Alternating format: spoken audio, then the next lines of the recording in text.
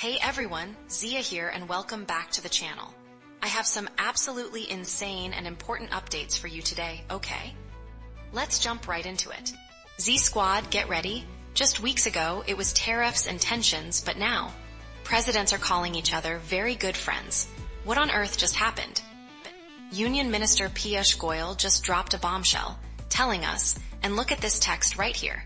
India is in active dialogue with the USA for a free trade agreement.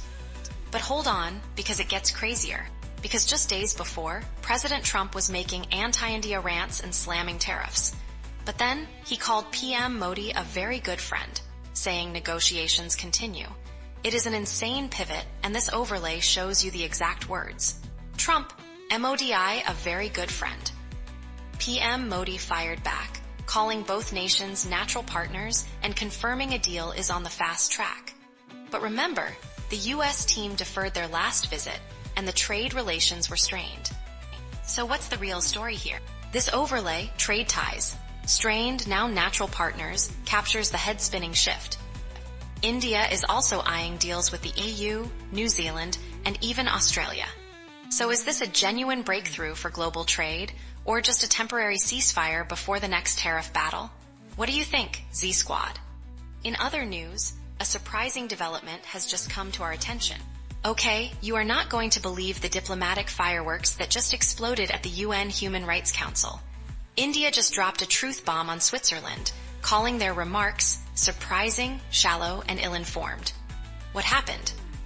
So, Switzerland made some serious claims about India, urging them to protect minorities and uphold freedom of expression. But India's diplomat Kshitij Tyagi hit back hard.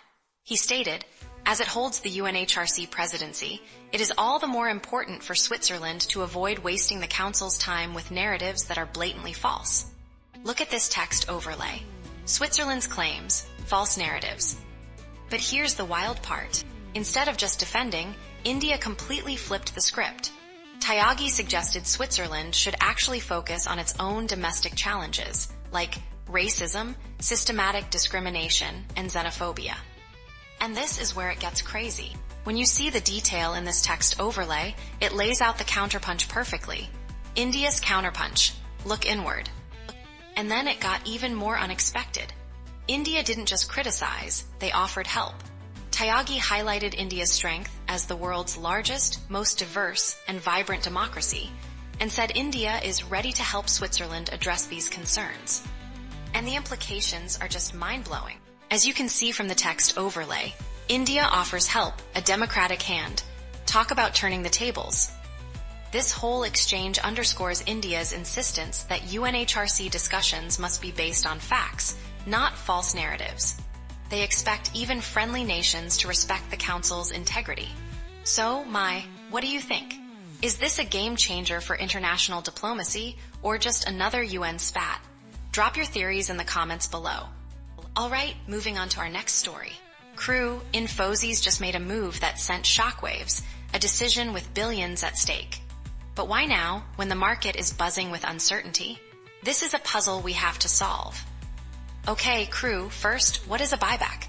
It's when a company snags its own shares from the market, reducing the total available. And look at this on screen. BUYBACK mystery. Why now? Infosys is doing this for the 5th time, and it's happening amidst slow growth and plummeting share prices. And we have the receipts. Infosys is literally sitting on a mountain of cash, over $4.1 billion in free cash flow. They even have a stated policy to return 85% of it to shareholders. But here's the shocking twist. When you look at the details, from April 2024, it's the shareholders who now foot the tax bill, not the company. You heard that right. But here's the wild part. Infosys isn't alone. Other IT giants like TCS and Wipro are doing similar buybacks. While shareholders initially welcomed the Infosys news, with shares jumping 5%, when you pull back the curtain, the data tells a very different story. They are still down 18.5% for the year. What's going on here? So, crew, Infosys is flushing out billions, using buybacks to boost share value, yet the broader trend is a year-long slide. Is this a brilliant strategy to signal undervaluation, Or are they just trying to sugarcoat bigger issues in the tech market? What's your take on this massive financial move? Okay, from the world of politics to the world of entertainment. Kathmandu Airport locked down. Protests, chaos, and a sudden curfew. What really happened in Nepal and who got caught in the crossfire? Okay, you are not going to believe what we uncovered. With the airport shut down for days due to intense Gen Z protests, hundreds of our own citizens were trapped, trying to get home. Look at this specific frame from the airport. The text overlay screams, hundreds stranded, a desperate situation unfolding in real time. And then a ray of hope. India's Civil Aviation Ministry sprang into action. Additional flights, coordinated with Air India and Indigo, were swiftly arranged. When you see the detail in this official statement, it's clear. FLIGHTS arranged a direct response to the crisis. But hold on, because it gets crazier. Because these emergency flights came with a chilling backstory and a critical warning from the MEA. You heard that right. They urged citizens to avoid non-essential travel and to stay indoors. The message is loud and clear right here. Do not travel. The protests, the violence, the reports of police brutality, and 19 lives lost. And the implications are just mind-blowing. This isn't just about flights. It's about a nation in turmoil and the safety of everyone caught in its wake. So, how do we move forward when a crisis escalates this fast? And now for something on a lighter note. Okay, are you ready for a wild ride? Because a surprise air raid just rocked Doha, Qatar, killing 6 people. This wasn't some remote target. We're talking about a residential neighborhood. What in the world is happening? Prime Minister Modi just spoke with the Emir of Qatar, Sheikh Tamim bin Hamad Al Thani, expressing deep concern. India condemns this violation of sovereignty, especially after Israel confirmed the strikes targeted Hamas leaders in Doha. Look at this, it's clear. Doha attack, India condemns. But here's the wild part. The attack hit a posh diplomatic neighborhood, and right there it says diplomatic area hit. 6 people died, including a Qatari officer and Hamam Khalil al-Hayya, the son of Hamas's chief negotiator. You honestly can't make this stuff up. PM Modi posted on X, stating India stands firmly against terrorism and supports resolution through dialogue.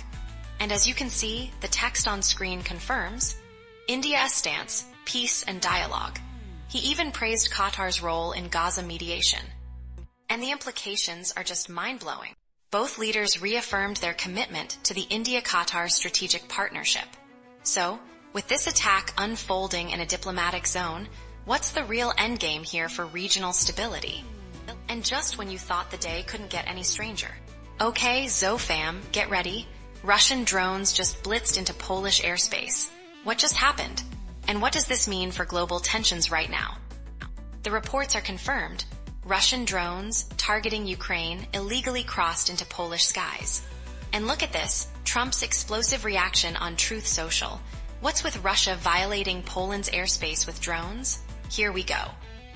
The White House confirms Trump's on it, phoning Polish President Karol Nawrocki. This drone incursion is a huge test for NATO's response mechanisms. And the implications are just mind-blowing. Remember when Trump tried for peace with Putin? Those talks stalled. Now, before this incident, he was already talking about a second phase of sanctions. We have the receipts on this escalating tension. Poland is absolutely refusing to tolerate violations of its sovereignty. This could be the trigger point. So what's the real story here? Will this finally push Trump's administration to unleash those long-promised measures? Now, for a look at what's happening in the world of finance. Okay, team, brace yourselves. The ITR filing deadline has just pulled a major switch up, leaving millions scrambling. Is this a lifeline or a ticking time bomb? You heard that right? The Income Tax Department just moved the goalposts for AY 2025-26. And the proof is right here. Look at this announcement. The deadline shifted from the usual July 31st all the way to September 15th, 2025. But here's the shocking twist. This isn't just a friendly heads up. When you see these numbers, it hits different. We're talking about a potential late fee of up to 5,000 rupees and a 1% monthly interest on outstanding taxes. No one wants that. So who needs to worry? most individuals, HUFs, and non-audit taxpayers. And this is what nobody is telling you. Don't expect another reprieve. This extension was a one-time thing due to ITR form changes. It's file now or face the music. The department is seeing record submissions, so compliance is key. Are you ready, team? Will you beat the September 15th deadline or risk the penalties? Keeping with our theme of incredible discoveries, this next one is mind-blowing. Okay, friends, this is wild. The vice presidential election just delivered a shocker, leaving everyone asking, did some MPs really cross-vote, or is there something far more unsettling at play? Get this, the NDA candidate won with 14 more votes than their actual strength, while the India bloc was short 15 votes. And the numbers are just staggering. Look at these figures on your screen, friends. Parliamentary Affairs Minister Kiran Rijiju immediately thanked India bloc MPs who voted with conscience. Was it conscience or something else? The Trinamool Congress didn't mince words. TMC MP Abhishek Banerjee outright alleged that the Saffron camp spent Rs 15 to Rs 20 crore per MP to buy votes. You can see the shocking claim right here on screen. He accused them of using money power to undermine democracy itself. But here's the wild part. AAP then claimed cross-voting happened on both sides, suggesting 27 opposition MPs and 12 BJP MPs cross-voted. The opposition is in disarray, and Congress leader Manish Tiwari is now demanding a systematic and clinical investigation into these allegations. The text on your screen says it all. Opposition disarray and cross-voting allegations. With a secret ballot, we might never truly know who voted how. Claims and counterclaims will continue to fly, but the opposition, hoping to surprise the ruling party, seems to have been surprised themselves. What's your take on this, friends? Is this truly about conscience, or is there a deeper game being played? Alright, that's all for today. Don't forget to hit that button. It really helps the channel out. Thanks for watching, and I will see you in the next Zone News.